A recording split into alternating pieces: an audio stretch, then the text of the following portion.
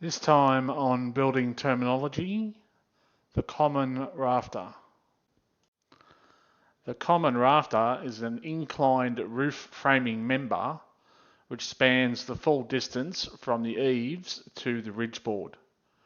Common rafters may be supported by one or more purlins between the wall plate and the ridge, and they will be connected by collar ties.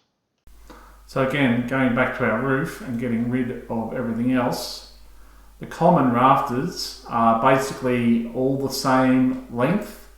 These 6 here, including your 2 sets of centering rafters, are for the major span of the roof, and this set here are all the same for the minor span of the roof, but they all have the same dimensions, same length, same bevels.